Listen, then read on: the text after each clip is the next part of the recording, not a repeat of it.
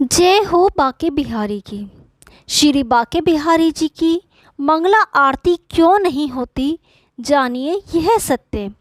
एक बार कलकत्ता से बूढ़े ब्राह्मण श्री बिहारी जी के दर्शन के लिए वृंदावन आए तो प्रभु से मिलने की बात वहीं की हो गई। उन्होंने मंदिर के कुआ स्वामी जी से सेवा मांगी तो स्वामी जी ने कहा, बाबा इस उम्र में आप क्या सेवा कर पाओगे।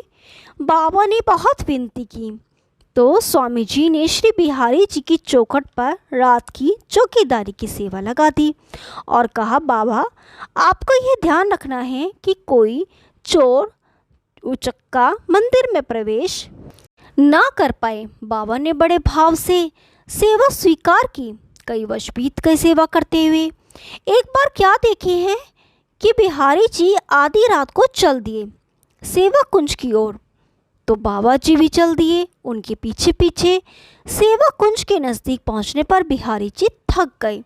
उन्होंने पीछे मुड़कर देखा तो बाबा भी उनके पीछे थे। उन्होंने बाबा से कहा कि मैं बहुत थक गया हूँ, आप मुझे सेवा कुंज तक तो पहुँचा दो।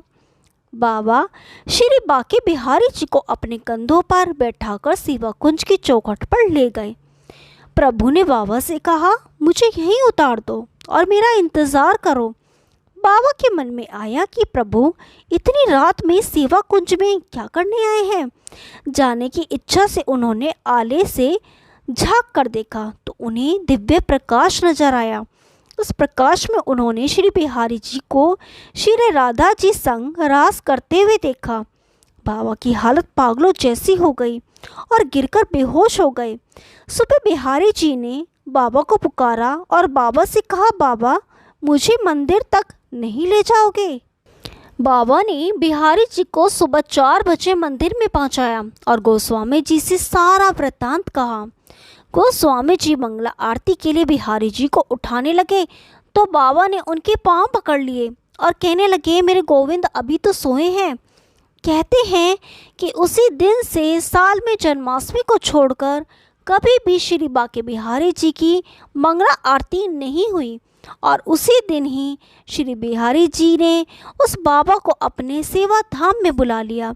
जय हो बाके बिहारी की। यदि आपको ये कहानी पसंद आई तो वीडियो को लाइक कीजिए, शेयर कीजिए और चैनल को सब्सक्राइब कीजिए। हम आपके लिए ऐसे रोचक पुरानी कथाएं लाते रहेंगे। तब तक के लिए नमस्कार।